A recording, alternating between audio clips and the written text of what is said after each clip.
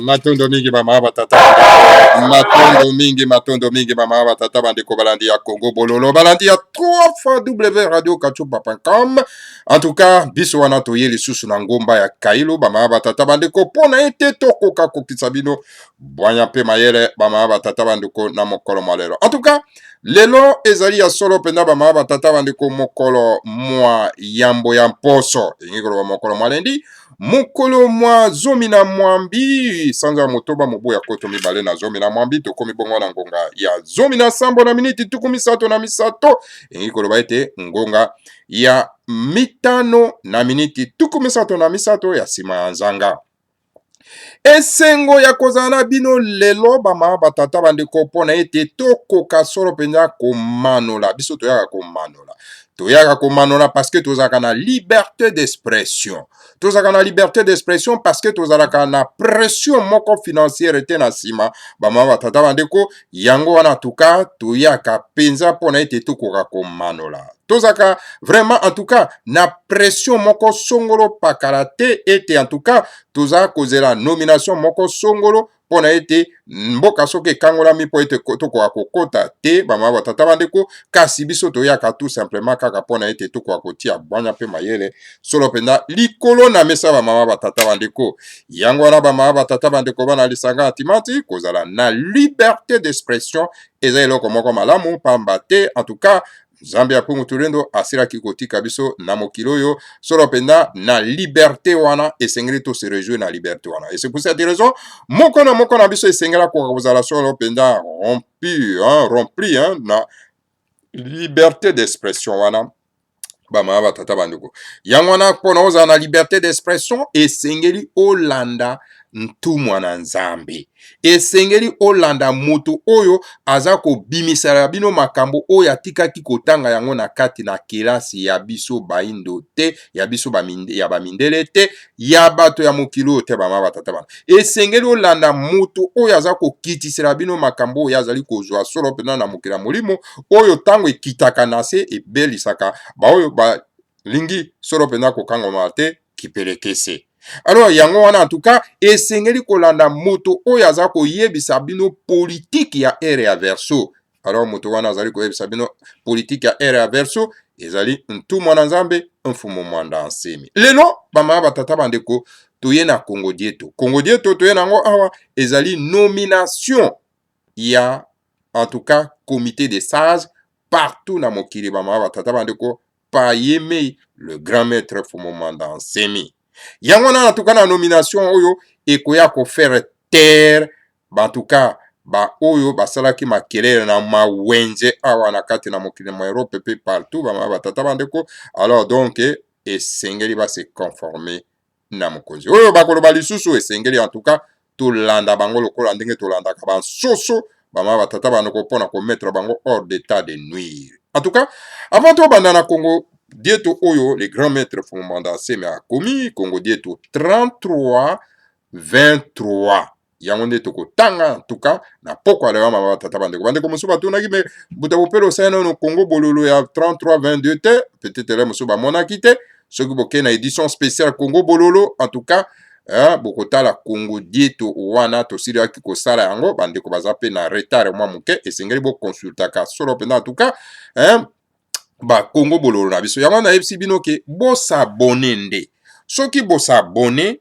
Congo bololo ekokomela bino automatiquement saki okenda koluka yango lisusu na YouTube obeta isi Congo bololo etc te sabone tango sabone Congo bololo ekoya automatiquement epai na yo donc okoyeba ke vraiment Congo bololo esile yei. Alors soko s'abonner te oza obligé okande na bayebisa yo okende koluka na YouTube okende koluka na Google etc. Ok wana ezopesa retard. Ok soko s'abonner alors Congo bololo ekokomela mbala moko dès que tosilisi ekomeli mbala moko bama batata bando yango tosenge na bino bo s'abonner massivement po eza esika oyo bokozwa boyebi bokozwa bwanya bokozwa maye ya le grand maître fumu mwanda nsemi parce que bolingi na bino bose contacter tout simplement na masolo ya wenze baza kobetelaka bino de gauche à droite fumu mwanda nsemi azalaka te balia ye na Hippolyte Kanambe. Hippolyte Kanambe n'a pas cette force là ya kolia moto oyo babengi tu mwana nzambe lokola ne mwanda nsemi lokuta bama batata bandeko. Hippolyte Kanambe aza ata na nguya moko te mwa mpese wana mwana atuti wana mwana Christopher Kanambe bama batata bandeko oyo tokobala ye mikolo miza koya lokola mpese bama batata bandeko mpese na kati ya mboka na biso esengeli tolongola ye bama batata bandeko. Donc voilà aza ata na force moko te yango wana esengeli bosabone massivement na kati na Congo bololo nde bokozwa maye ya le grand maître fumu mwanda nsemi tu mwana nzambe lelo bama batata bandeko toyei po tokoka na kosola liboso ke tokende na Congo bololo tokende na Congo dieto je vais dire olimbisi mpona yango. Alors donc ngai wana ezali buta bopeli bobala engi koloba malamu koloba wana ezali kombo na ngai bongo yo ndeko kombo na yo nani kombo na nga Christophe kombo na yo na Jean-Marie kombo na yo na Jean-Pierre kombo na yo nani André kombo na yo nani Sylvain kombo na yo na Pierre etc. yebisa nano biso ndimbola bakombo wana yo zwa eza lokola mbwa po bato nde bapesaka bambwa kombo me yo soko ondimi kolata bakombo ya bapaya okomi na yo mbwa nde bapesa ye kombo parce que kombo yo lati oyebi ndimbola na yango te chaque kombo ezalaka na ndimbola na yango bayeba kosi lokola mwana moke lokola ndenge Hippolyte Kanambe aye akosi 80 millions ya bakongolais abi ke ye mwana ya Laurent Désiré Kabila et pourtant aza mwana ya Laurent Désiré Kabila te donc mwana ya Christopher Kanambe. Alors donc akosi bino alors avandeli bino na moto ya mboka aza kokonza bino pa azoboma bino bama batata bandeko. Alors bondimi yango effectivement lokola ndenge pe aya pe kokosa bino bakombo eza bakombo basantu bolata yango bolati yango lobi ofeste no le premier nom prénom c'est-à-dire premier nom okamati kombo ya yo ya bakoko na ozipi onyati. Mais comment voulez-vous mokili mobimba nyata bino te? Parce que en commençant par d'abord na bakombo na bino, bozi kombo bapaya boti yango liboso, kombo ya bino botie na se enyati bakombo na bino. Alors, comment voulez-vous monde nyata bino te? Bongo ndeni boko yususu kolela, o balingaka biso te, bazo nyokolo biso, baza ko discriminer bino. Mais bino moko bolingi bozala discriminer. On alla chercher les noms étrangers, bolati yango. Boti yango bakomba bapayana les premiers noms. Prénom, ça veut dire les premiers noms. Okomona bato mikolo bakenda université na mboka baza ko simba politique na kati ya mboka baza ko lata bakombo na colonisation et ils n'ont pas honte. Baza ata na soni te. Bama batata. Bongo bato ande mwana bama batata. Boyebisa na to solo na no lelo. Proprement to solo na no prokitaka to solo na malamu penda bama batata bande ko ne sika wana. Po ele mususu en tout cas poto yo kana très bien. Le mususu en tout cas on dirait que bo sosolo kono bino malamu te. Et sengeli mutu moko azala na sosolo sabino po bo comprendre. Et puis boza pe na bozito ya kondima kete makambo yo ndeko aza koloba azo sosolisa biso eza pe na nzela hein. Eza pe na nzela. Parce que comment voulez-vous na mboka na yo yo kenda kozwa kombo ya bapayoti ya 8000 km baye bakosi wa bikete kwa na eza kombo ya bonzambe ya basantu alors ya bino ya ezaka basantu te ya bino nde ya bapaye ya satana alors bokamati ya bapaya boti yango likolo enyati oyo ya bino alors sikoyo bakotosa bino ndenge ni bakotosa mboka na bino ndenge de surtout ozwi su mboka na yo otie yango na kombo ya bapaya hein bastade otie yango batata Raphaël au Zouandé, église, au Saint-Thérèse, au Saint-André, Saint-Paul, Saint-Songolo, kaka ba saint bazala kaka ba paye. Ya bino bazala kate. Oko lo bateke église au komo nango, lingombo au komo nango, Saint-Kimbango, lingombo au komo nango, Saint-Batapara, lingombo au komo nango, Saint-Songolo, Saint-Kipavita, okoki kotia yango te kaka ba paye. Alors comment voulez-vous bozala dominer te? Merci kawana.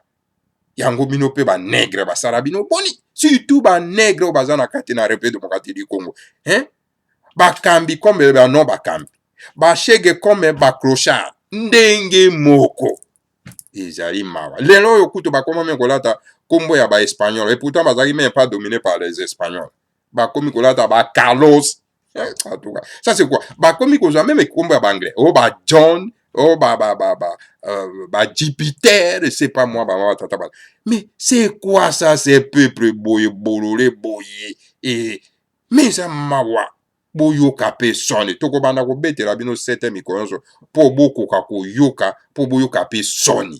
Boyo kaka sonne te na mokili. Comment mokili ko ka dominer binote? E nyata binote ba mawa tata banda. Lelo ba mawa tata banda ko toko lobela na likambo etali ba Congo. Ba Congo bazo sala soni mingi ba ma batata bandeko bana lisanga timati hein bazo sala soni et pourtant bazana likabo metala bango bakamati likabo wana batia yango na se amesa bakamati bozo beli batie likolo tala bino moko ba ma batata bando bantu nyonso bayaka kaka pa na bango kuna et puis bayaka pa na bango pour que bantu wana bapesa makanisu oyo ezali na bango ya malamu baza kouta yango na mokili ya molimo po ete bakoka kokabola yango na mabota nyonso ya bana ya babantu alors bango nelimo na bango ya mabe ya kitretisme kotrahir bantu mwa bama batata bandeko esengeli biso bamabota mosusu tokoka kocomprendre po tocombattre molimo ya mabe wana ya kitretisme oyo bakongo baza na yango bamama batata bana balingi toujours ko se faire des petits enfants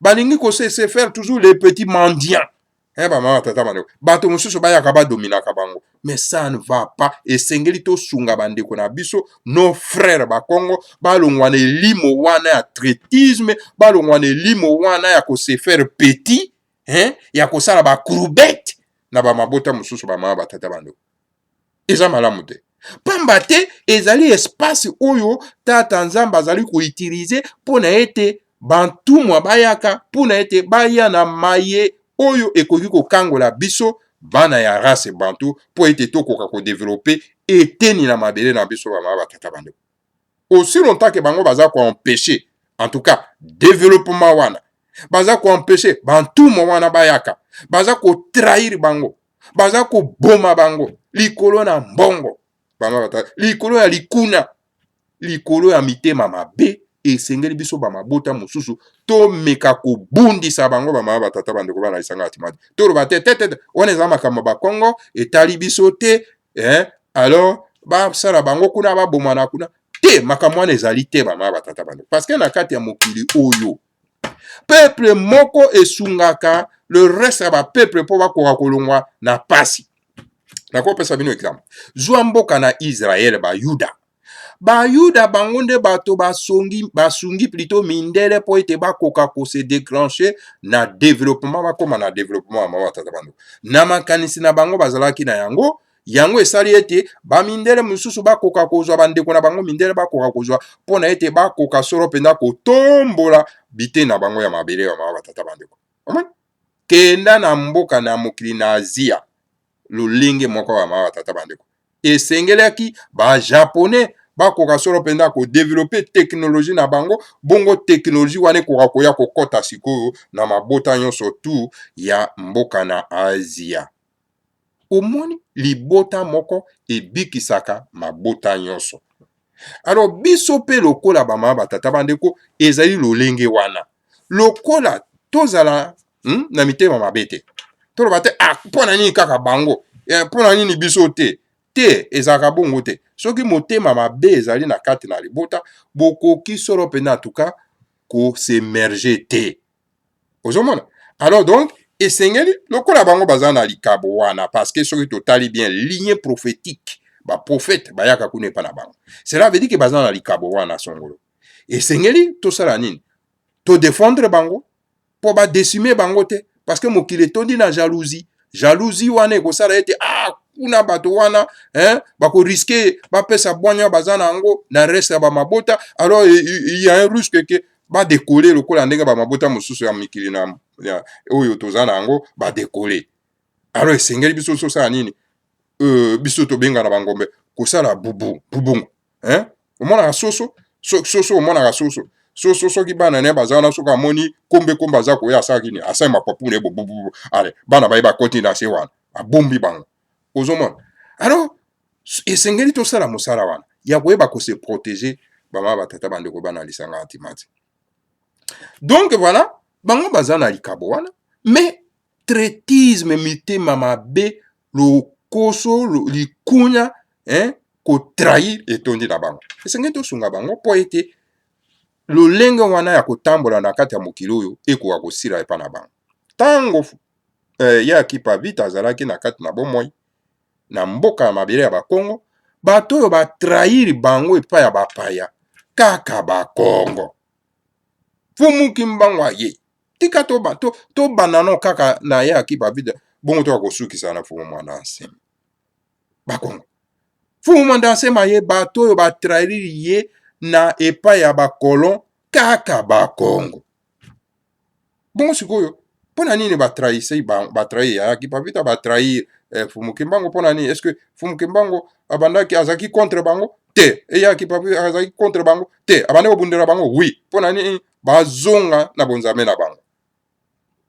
Bongo Fumuki Mbango, oui, abandaki kobundela bango pona ete tozwa lipanda tozonga na bonzambe na biso po ete tokoka kobikisa mboka na biso parce que bapaya bandaki konyokola biso. Bongo sikoyo moto ya ndenge wana, bongo sikoyo bokotrahi ye pona nini? Parce que molimo ya trahison etunda bango qui traitisme. Alors il faut tout combattre. Ero ya verset 5 tout combattre. Alors tala fumu mandase maye. Alors toujours les mêmes ba Congo, ba koti en œuvre na trahison. Mama tata bando. Mais c'est quoi ça?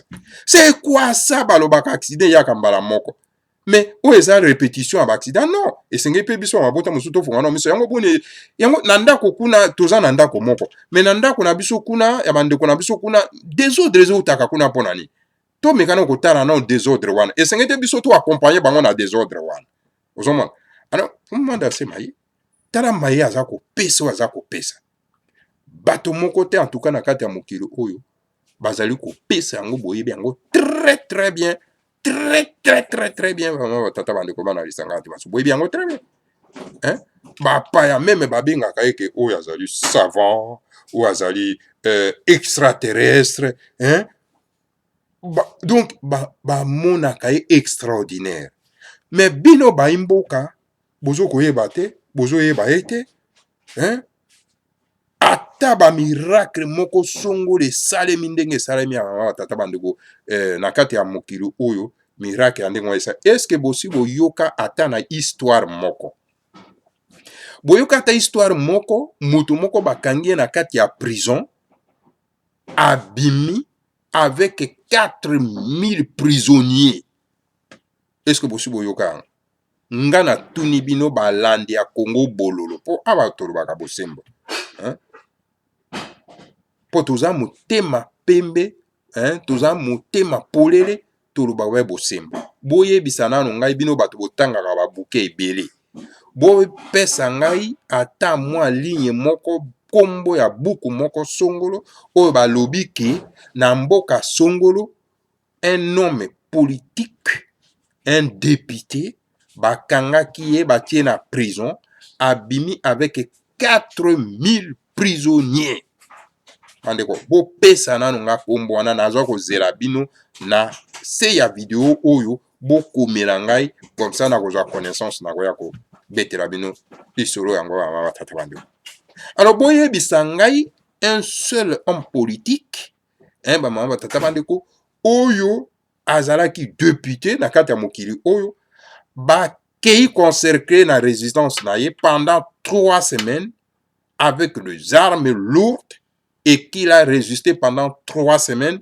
jusqu'à ce que ye moko akoka ko se livrer pe pona ete bato o bazalaki na kati plus de 300 personnes bakoka kobima sain et sauf bwebisa ngai ata moko na mboka nini mais bino miracle nini bolingaka bomona wana ezali ba grand miracle oyo le grand maître Fumanda Nsemi asali une véritable démonstration véritable miracle oyo asali oyo mokili mobimba na avenir ekotikala kolobela bama batata bano pe bakoko na biso bakolobela yango ya kosakana te bama batata bandeko pe bao nyonso bavandaki mbanga ya kokangama alors donc bakosambwa na génération eza koya babibe bino ozaki na moto ya ndenge oyo mpo na nini vraiment botikaki ye ndenge wana sans koréagir sans kosoutenir sans koplaider cause na ye bakotuna biso ere wana tosi toke na mokili ya molimo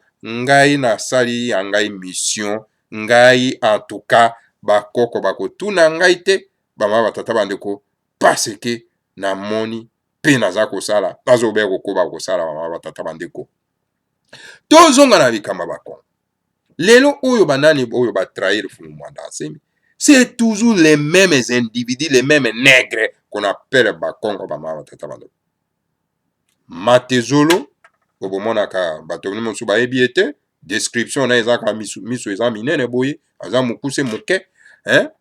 Voilà ye wana Matezolo qui a trahi epai ya nani akei kotrahir ndeko na ye epai ya nani epai ya mopaya Hippolyte Kanambe alias Joseph Kabila c'est un étranger tout rwandais mopaya oyo aye kovandela biso na kati ya moto ya mboka ye akei kotrahir azobenga ye chef de l'état bama batata bandeko ake kotrahir ye epai ya Kalunda Motob alias Kalev donc moto auti na tribu barbare bama batata bandeko bana lisanga tu bato ba vérité non hein? Il y a des gens il y a la race bantou certaines races bantou autres bazala bazana mentalité ya ba barbare ozomona tango moto yo olingi mbongo olingi mboka na yo te mabe na yo te ozoteka mboka na yo po pesa beki na mopaya lokola Kalunda Motob alias Kalev hein? Oyo auti na tribu barbare bama batata bandeko bana lisanga ntimazi donc eza na bato ya ndenge wana oyo bana race bantu oyo mabota mosusu eza barbare jusqu'à lelo hein? Alors sikoyo bato ya ndenge wana tokozala na bango lisanga moko ndenge nini mboka moko ndenge nini po ete tokoka kokonza mboka na bango d'abord esprit ezali ya koboma esprit ya kodétruire esprit ya mboka ezali te bolingo ya mboka ezali te ezali esprit ya kopie ya koyiba alors Matezolo wana ake atrahir ndeko na ye epai ya bato wana bashadari bato balelaka ngombe soki akufi eno bato soki bakufi bamama batata bandeko. Trahison toujours bamama batata bandeko. Donc ye na équipe na ye ya Basanga na fils na Zola bake batrahi. Hein? Mais c'est grave. Et pourtant bayebi yango très bien que na loi sacrée ya babena Congo elobi na bango bakongo ete mopaya koki kokamba mboka te akoki kosimba moto ya mboka te ezali ekila. Epa na biso na bangombe soki balobi eloko ezali ekila kosimba te.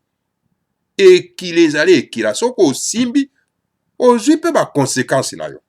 Ekila epa na biso bangombe soki balobi eloko eza ekila eza ekila. Bama batata bandeko bana lisanga atimati. Alors voilà, parce que ba soutenir na bango mopaya au détriment ya ndeko na bango. Alors maintenant que lelo oyo fumu mandan semi n'est pas seulement que mokonzi ya ba Congo, mokonzi ya bangala, mokonzi ya bangombe, mokonzi ya ba nande, mokonzi ya ba tetela, mokonzi ya baluba, mokonzi entre guillemets à Baswahili, entre guillemets, hein? Entre guillemets parce que tu dis qu'il n'y a pas de tribu moko comme on a Baswahili, entre guillemets, parce que au coup t'as ba bembe, ba furale, ba nande, hein, ba nani, ba lokile, songolo na songo, bongo na bongo ba tatabando, mokonzi ya ba mongo, mokonzi. Donc les chefs saints. Et c'est pour cette raison, bama batata bandeko, tokoki kotika bango jamais, bama batata bandeko, hein? Bako kosala mosala wana ya trahison, epai ya tout mwana nzambe bama batata bandeko. Parce que lokola azali pas seulement que mokonzi ya bakongo, azali mokonzi ya mabota nyonso tout ya race bantu, alors esengeli reste ya ba race bantu, c'est-à-dire bangala, ba mongo, ba tetela, ba luba, ba nande, ba furero, hein, ba bembe, ba lokele, ba nande, ba lunda, bango tout bako kolamuka pona ete to combattre ba traître wana. Hein, ba tata. Parce que fumu manda semi aza lokola ndenge bemba azali te. Fumu manda semi aza lokola silombo te. Fumu manda nsemi aza lokola kingu te. Fumu manda nsemi aza lokola bazaiba te. Fumu manda nsemi aza lokola bakamere te. Donc voilà, parce que bato wana natangi bato bazali bakonzi ya mabota na mabango. Ozomona? Bazali ba chef politique ya mabota mabango. Bazali ba chef politique ya race bantu te. La vérité, c'est ça la vérité. Mais tandis que pour le moment d'ensemi, azali mokonzi ya mabota ya nyonso ou ezali ko constituer la république démocratique nyonso, c'est-à-dire ya race bantu bama batata bandeko. C'est pour cette raison race bantu nyonso tout esengeli ekoka ko simba ye na loboko pona kotombola. Alors soki bato lokola bamatezolo, hein, babimi ba traite pona ko trahir, hein, mokonzi ya mabota ya race bantu esengeli biso to koka ko s'occuper na ye soki ba Congo bazali incapable ya ko s'occuper na bango batika ekaye a circuler librement na kati ya Congo central asala pe ba meeting atia pe parti politique na ye soki bango bazali incapable esengeli biso to cote en œuvre to saisir bango to mettre bango hors d'état de nuire. Tout ba Congo o bazana esprit ya ko nuire. En tout cas, fumu mwanda nsemi wazali tout mwana nzambe na hero ya verso, alors esengeli akutana na race bantu nyonso tout o ba lamuki. Parce que race bantu nyonso tout elamuki na eza kolala. Race bantu elamuki na note eza kolala. Race bantu eyebi te ke non fumu mwanda nsemi aza mokonzi na bango. Nyonso ba yebi te baza kolala. Pona nini? Christianisme elalisi bango pongi bama batata bandeko. Pona nini? Ye azalaka na ye chrétien te, alors esengeli to tikala kaka na christianisme mawana bino la rale nègre de l'Afrique centrale bama batata bandeko. Christianisme ezali ngomba na yo te? Non. Mais tala bino moko babomi bino awa na ba manifestation oyo CLC ya catholique basalaki na kati ya mboka. Est-ce que boyoki mokonzi ya Vatican atelemi po moto créneau asenga na CPI akeno kanga bato wana zero. Boyoki bakonzi ya mikili na poto balobi ke te esengeli tokoka kobundisa bato. Mais écoutez, na mboka islam basala ndenge wana baboma bakretien ya mindele bandeko na ngai. Mboka wana ekozala na problème. Ceci pour dire quoi? Christianisme ezali ya bino te. Soki bata koboma bino baboma bino parce que bozaka na bino ba chrétien te, boza na bino ba christianisé.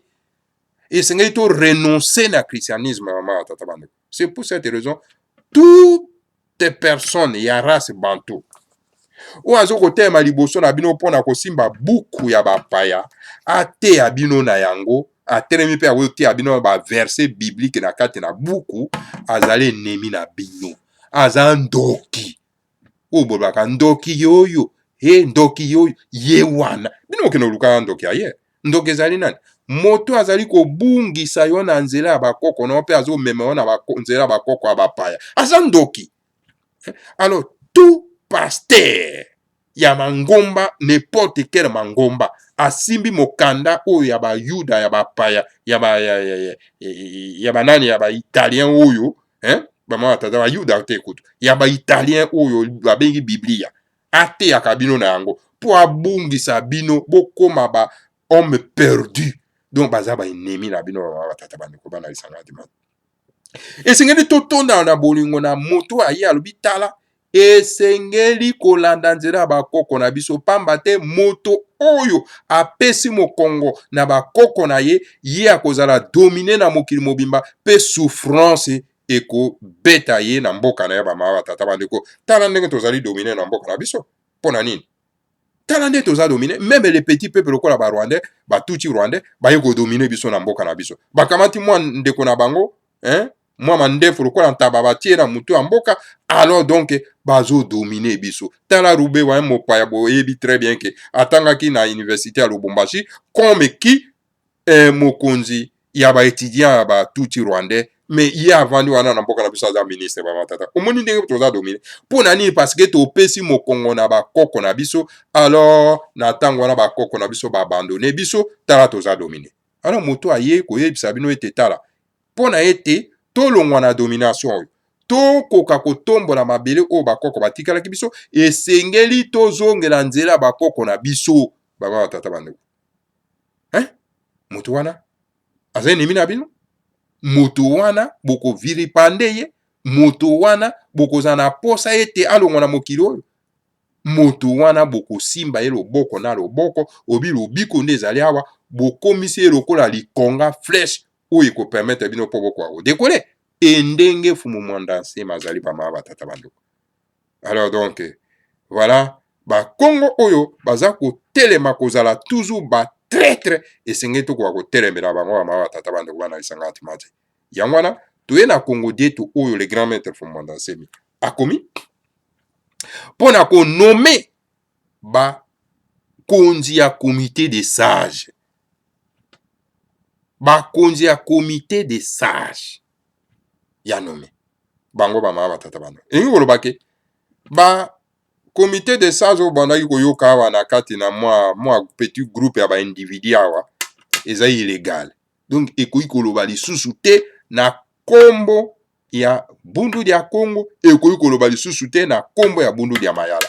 Alors yango wana esengeli équipe oyo banome na le grand maître Fumwanda Asemi soki bayoki bato wana bakoloba na kombo ya bundu ya Congo esengeli kosaisir bango koporter bango plainte parce que bazali na nzela te pe baza na tina te ya kolobela solo pena ba tata bandeko bundu ya Congo soit bundu ya mayala bama ba tata bandeko parce que ils ne sont pas nommés bazali ba illégaux. Voilà bama ba tata bandeko bana lisanga antimanti yangwana bomonaki récemment moi petit groupe d'individus bazo monter au créneau pona koloba ke non on ezali Congo bololo wana atika loba makambo ya nini ya ba Congo likanisi ezali nini likanisi na bango ezalaki ete bon makambo ya le grand maître Fumanda Nsemi elobama lisusu te parce que ce sont des traîtres baza bambwaza ntatu des traîtres ozomona alors lokola baza batraître bazali aki na cause ya Hippolyte Kanambe bakomi me kobenga lelo Joseph Kabila et pourtant c'est un mopaya tuti rwandais comme na Hippolyte Kanambe mwana Christopher Kanambe alors bakobenga ye Joseph Kabila parce qu'il travaille déjà avec Kalunda Motov alias Kaleb, organisation terroriste liée à Al-Qaïda. Alors donc voilà, mais écoutez, toi naza ko combattre Batouana bakomi balie na bango. Alors donc yango moni alobi non, bakomi ko décourager, so ko za faible au tiki na yo. Yango là j'apprécie en tout cas notre frère Bitini, notre Mbuta Bitini. En tout cas, c'est un grand écrivain. Waza ko combat sans cesse. Vraiment botangaka emingi bama batata bandeko parce que c'est un grand défenseur. Il y a le grand maître Fumanda Nsemi bama batata bandeko. Na kati na lingomba na bango oyo balobi soutien à Nemwanda Nsemi dont Mbuta Duki oyo azali donc fondateur ya lingomba na ma tata bandeko bana lisangati mati. Donc après tout maman c'est un grand écrivain na Martinique. Maintenant, c'est le soutien à Nemwanda Nsemi oyo ezali kokomama à tout moment na Mbuta na biso Bitini. En tout cas, j'apprécie et je le lis beaucoup et puis na kosenga na bino botangaka emingi po boyeba maye oyo azali kokoma parce que yaza ko dénoncer tout et il dit tout haut et pas wapi biso mamususu toza ko mirimire kaka. Donc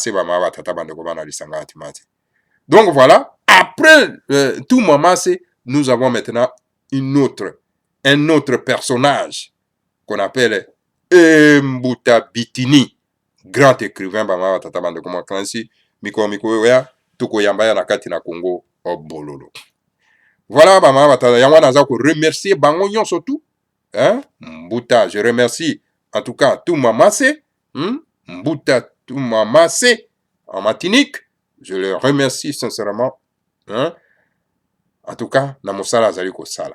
Et je remercie en tout cas Mbuta Bitini na ce grand travail où azali ko sala na lingomba ya soutien à Fumanda Nsemi. Voilà bama batata bandeko. Tokota nano na Congo bololo bama batata bandeko.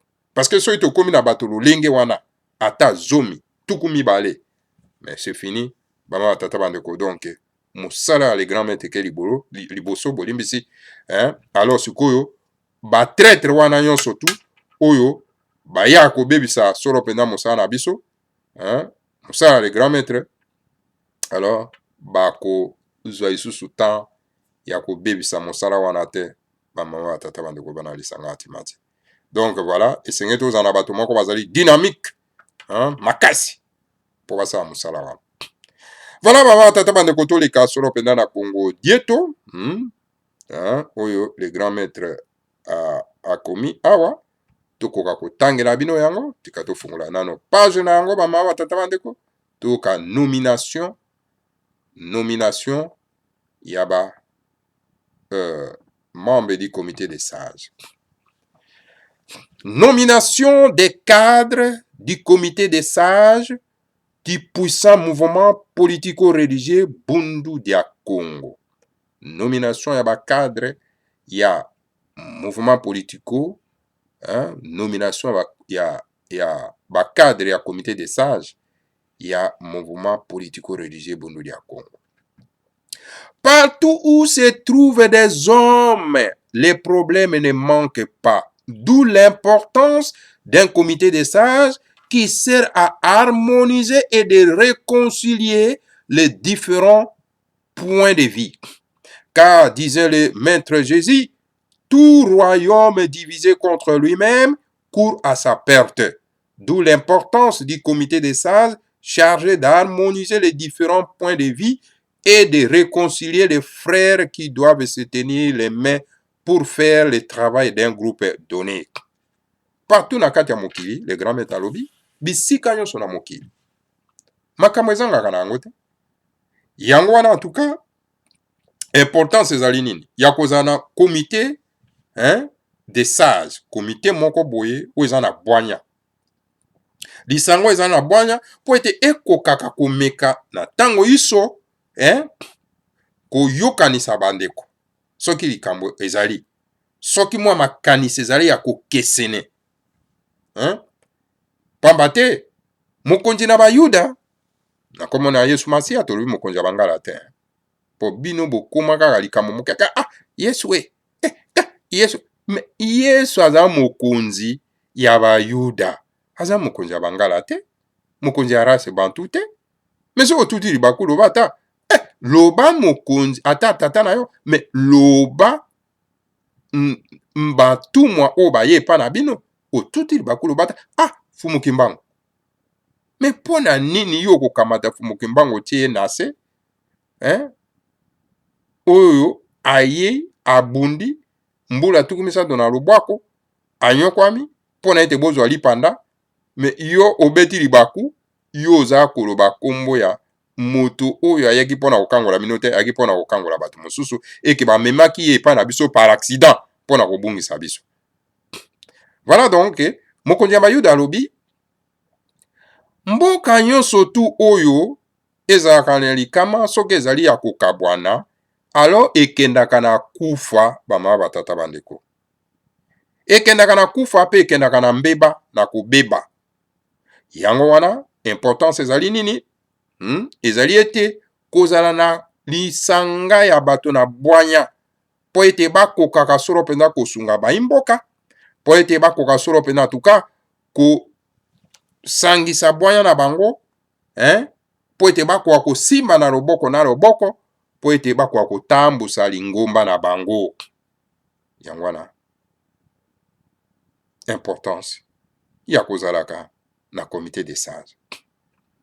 Ainsi, dans l'exercice de ses fonctions, le président du comité des sages, Mbutamputu Lusembo de Kabinda, m'a envoyé la liste des personnalités du comité des sages des différents pays dont j'ai avalisé.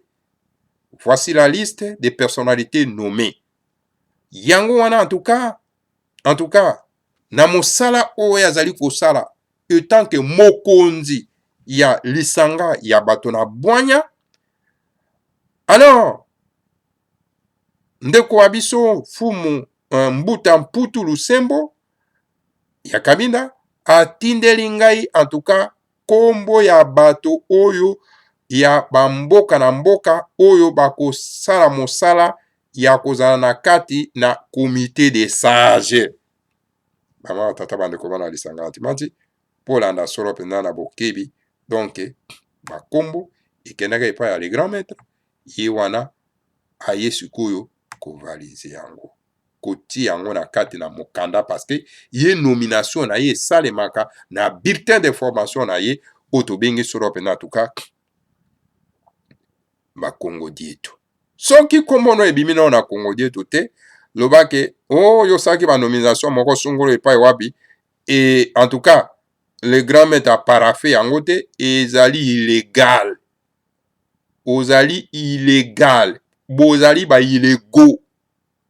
Alors bokanga bambanga na bino wana nye. La République démocratique du Congo, président, wana toyi kotanga ba président ya chaque pays.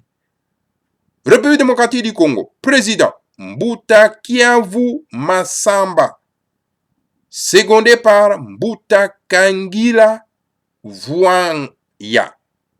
Donc, natangi mokonzi ya président ya comité des sages na kati na République démocratique du Congo, kombo na ye Mbuta Kiavu Masamba. Akozala secondé na nani?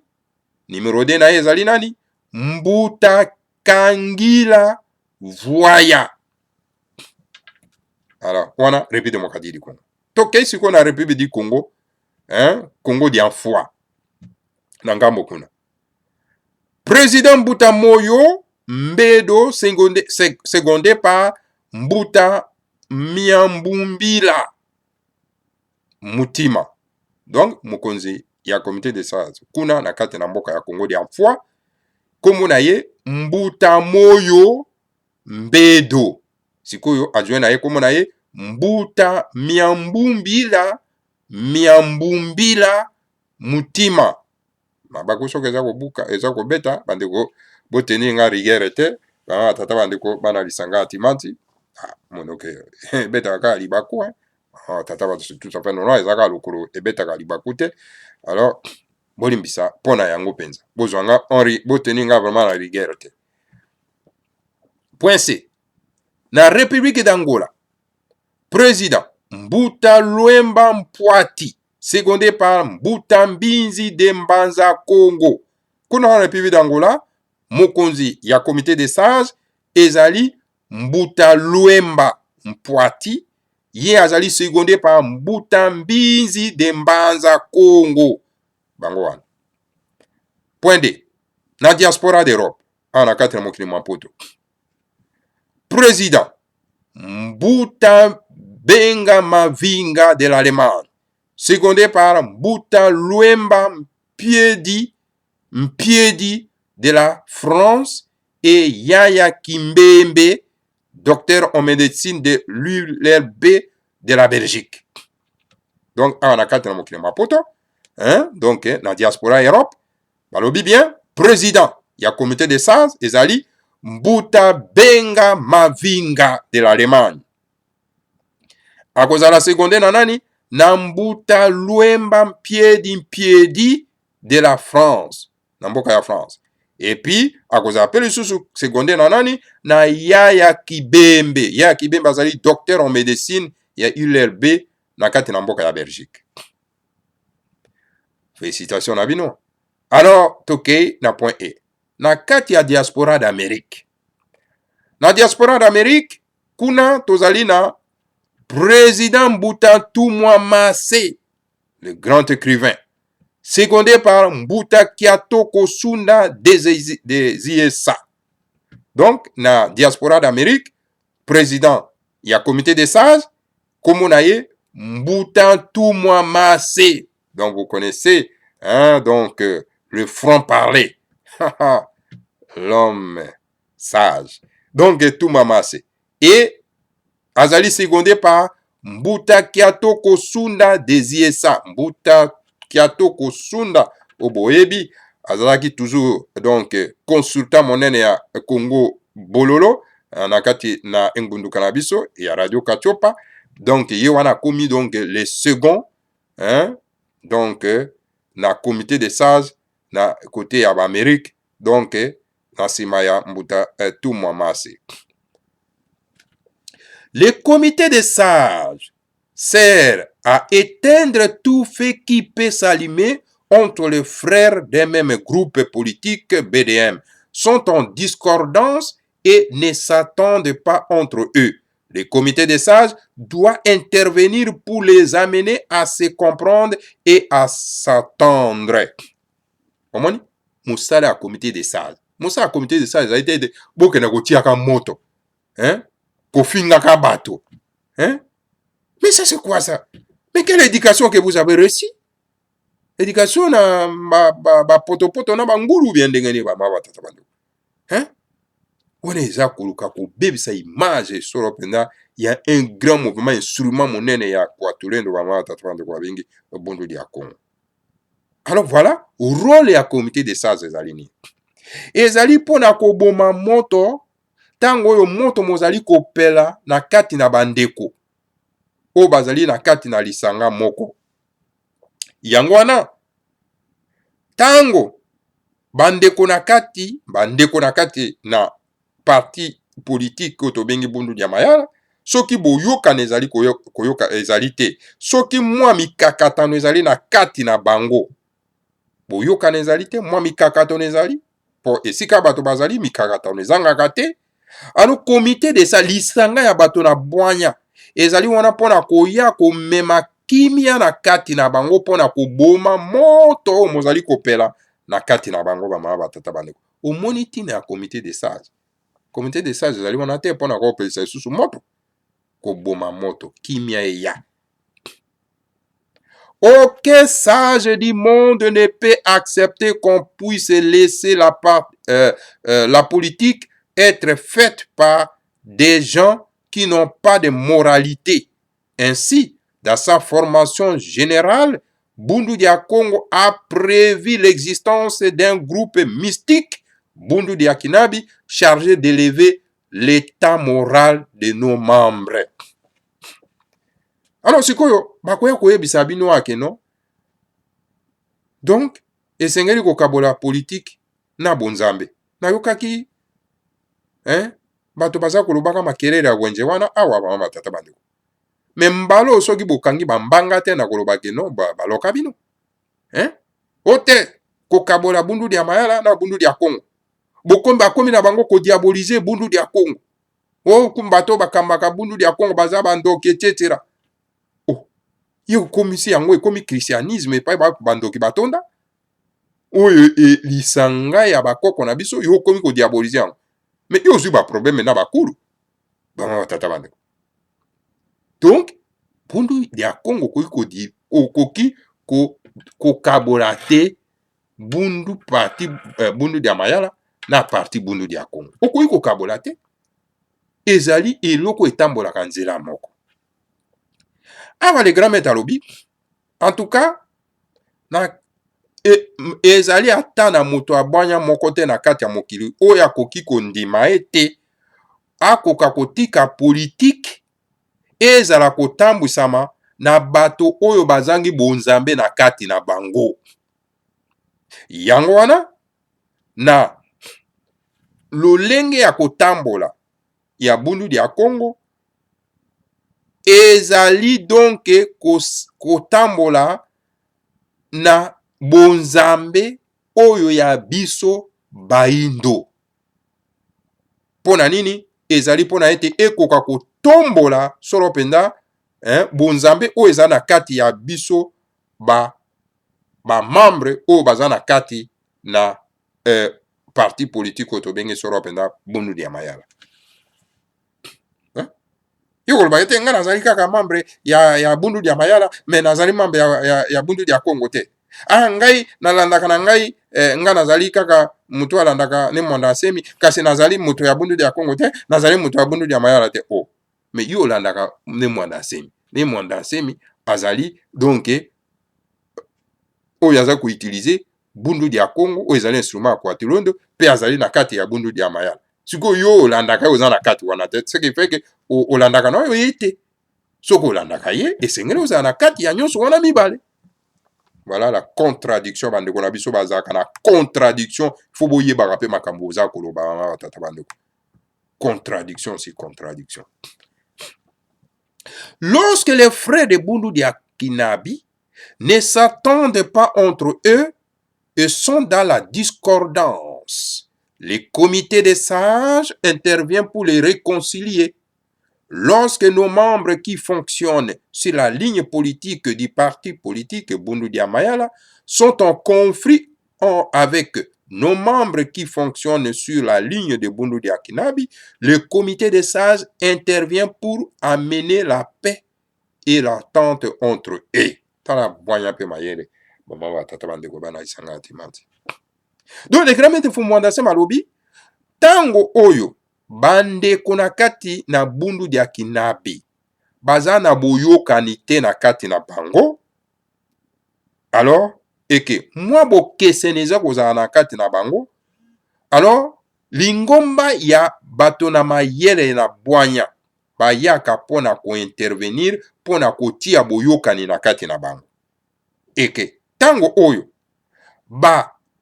ndeko oyo bazali na kati na lingomba wana bazali kotambwisa solo penda en tout cas lingomba ya politique oyo tobengi ya Bundu Dia Mayala eke bazali na boyokani te na kati na bango, alors donc mwa mikakatano ezali mwa bokeseni ezali na kati na bango, alors na tango wana bama batata bana que ça soit pe na kati ya Bundu Dia Kinabi na tango wana comité des sages lingomba ya bato na mayele yango ekoya po ete kwa kotia kimia bondeko boyokani na kati na bango. Voilà tata bando. L'homme qui ne sait pas respecter la parole donnée n'est pas un homme. Ainsi, Bundu dia Congo apprend à ses membres de respecter la parole donnée. Moto oyo azana botosi na liloba na ye te oyo alobi, alors donc azali moto te. Yango wana Bundu dia Congo e sungaka bato pona ete bato bakoka koyeba kotosa maloba mabango oyo bazali kopesa yango na bato. Yo lobi liloba, mais oza kotosa liloba wana te. Oza moto te. Oza moto te. Hein? Yo oza moto lolenge kani. Bama batata bandeko bana lisangati mati. Le grand maître azopesa mateya. Lorsque nous avons un conflit dans notre groupe philosophique et que le comité des sages l'a aplani, nous devons apprendre à respecter nos engagements, car l'homme qui nie ce qu'il a accepté hier n'est pas un homme qui on peut compter. Il est véritablement un voyou qui amènera des troubles dans chaque mouvement qu'il ira. Alors, les grands maîtres font moi dans ce malobi, tango oyo, tozana mikakatano na kati na lingomba.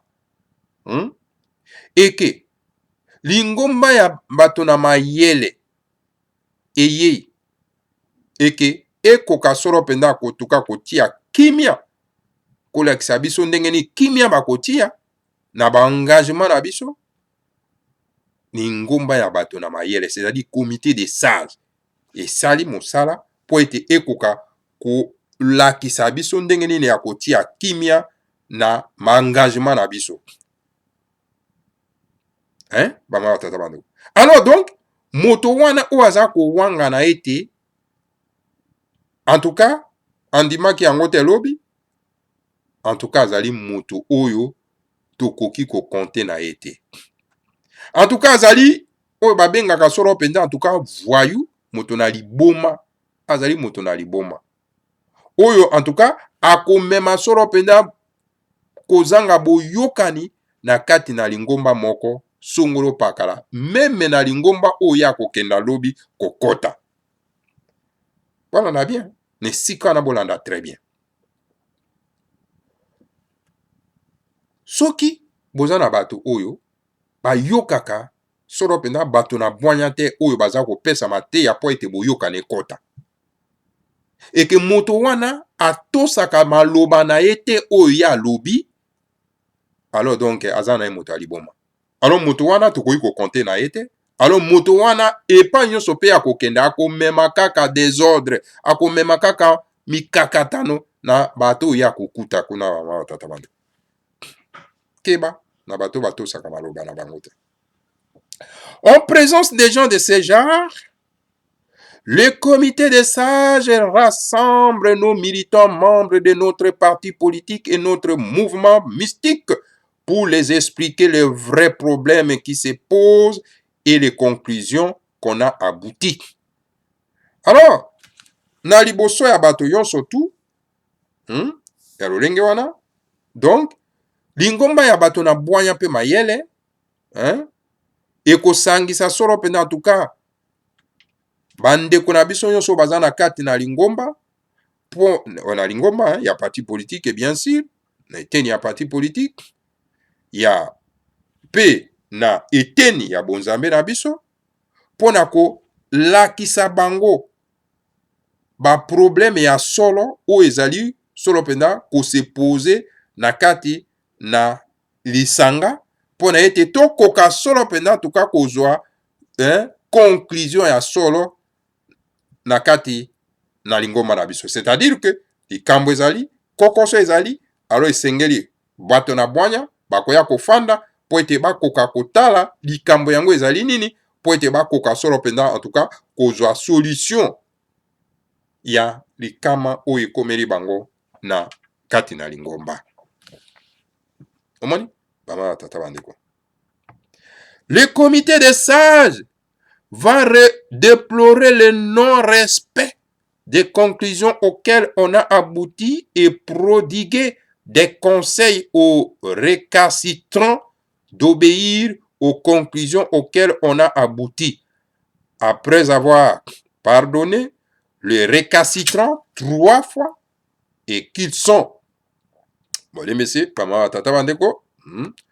et qu'ils sont, bien sûr, des gens de mauvaise foi et qui font la sourde d'oreille, les comités des sages de Bundu Dia Congo est en droit de faire intervenir le gouvernement du pays pour que le récalcitrant obtempère, car le gouvernement national a intérêt que le parti politique et les églises puissent travailler pour former des citoyens qui savent respecter la loi et la parole donnée.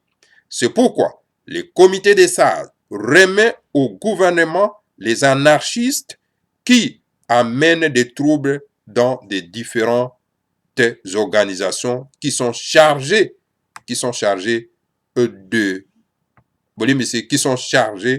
de former le peuple dans l'exercice de la démocratie. En vérité, le comité des sages est ni plus ni moins les Lusanga Loi Bundu Dia Congo. Donc, le comité des sages, plutôt, n'est ni plus ni moins les Lusanga Loi Bundu Dia Congo. Ingeta, Ibobo et Ibobo. Bon, tikana limbo lango sikuna lingala, pona kosuki saba mama tata bandeko, hein? Po na bandeko na biso banso, bakoki kolanda, hein?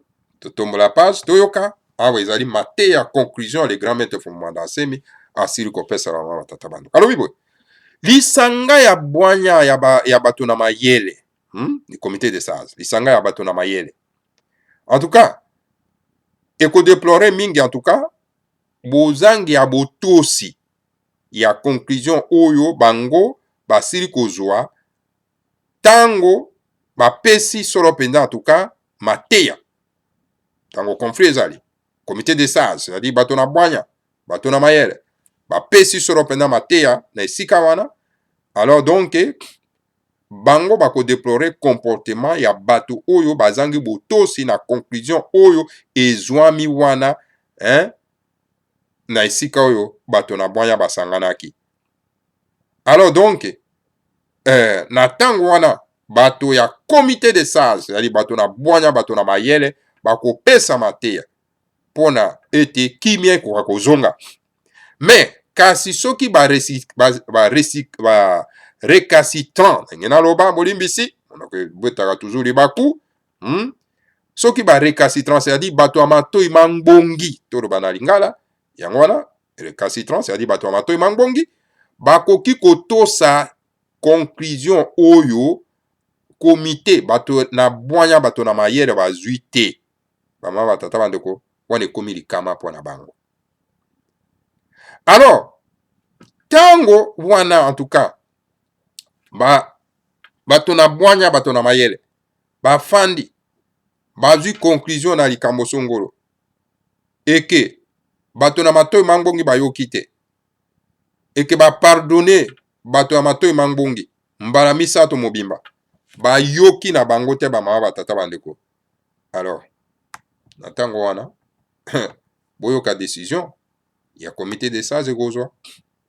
Comité des sages, donc des sages bamama batata bandeko ekozwa bato wana en tout cas bazali bato ya mauvaise foi, baza kokanga matoi na makambo oyo bato na bwanya bazali koloba.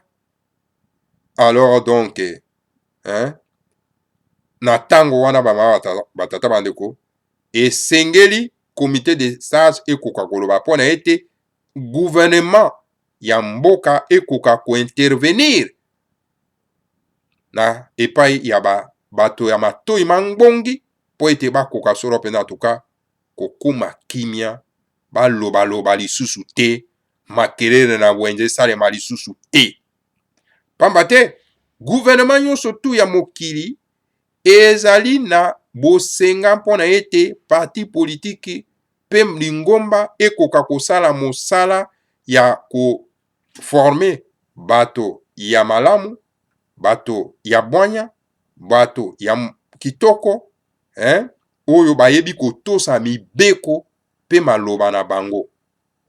Alors donc yango wana en tout cas comité de sages bato na bwanya pe bato na mayele en tout cas bango bakozwa solo pena makambo nyonso tu bakopesa solo pena en tout cas epai ya gouvernement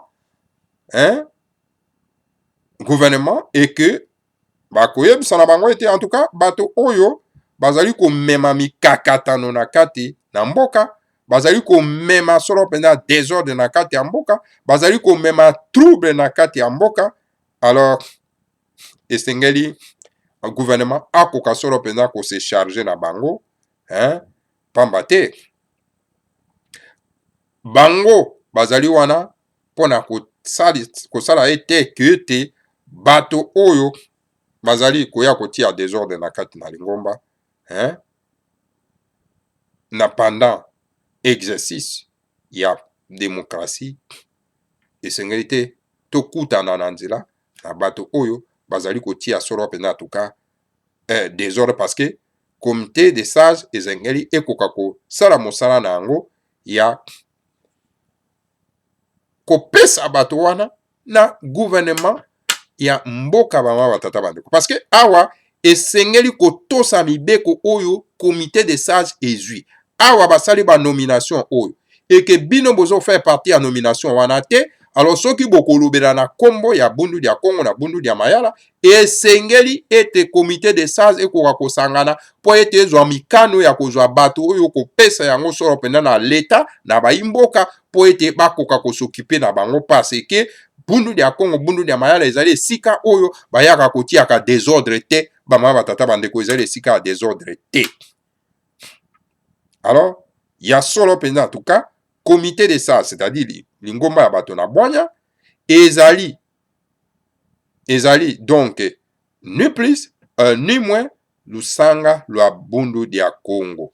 Donc voilà bama batata bandeko bana lisanga atimati nakanisi awa ndenge comité de sages ezali nommé et les grands maîtres alobi yango awa na barecalcitrant nyonso tu oyo bakotosa te bakotempere te. Alors donc esengeli soki bakokoba kaka koloba esengeli kobenda bango solo penda na ba gouvernement ya chaque mboka po ete bakoka kotia maboko likolo na bango. Alors voilà bama batata bandeko bana lisanga atimati wana ezalaki Congo bololo Congo dieto oyo les grands maîtres Fumandase makomi mpo na nomination ya comité des sages.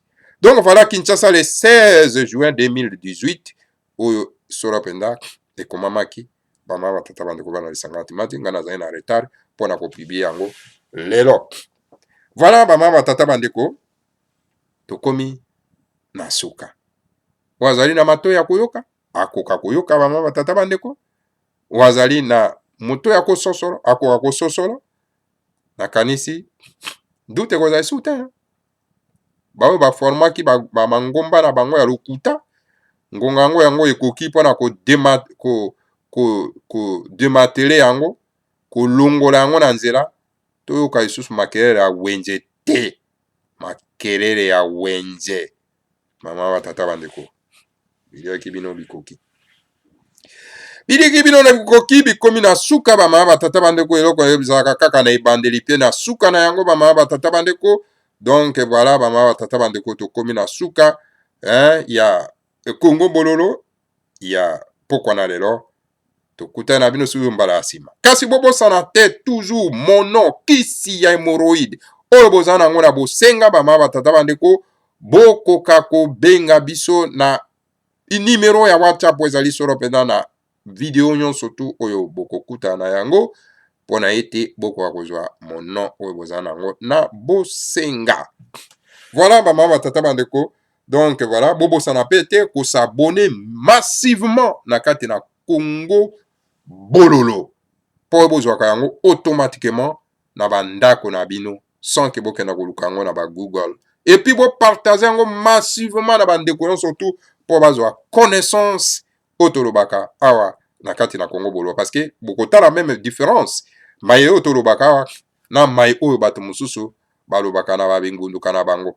Bon bato mingi balingaka distraction mais biso tolingi distraction te tolingi kaka bosembo polele polele bamama batata bandeko tosuki awa tokutana bino mbala ya nsima. Que le Seigneur ya Congo vous bénisse fumo mwanda nsemi et bénisse la République fédérale du Congo.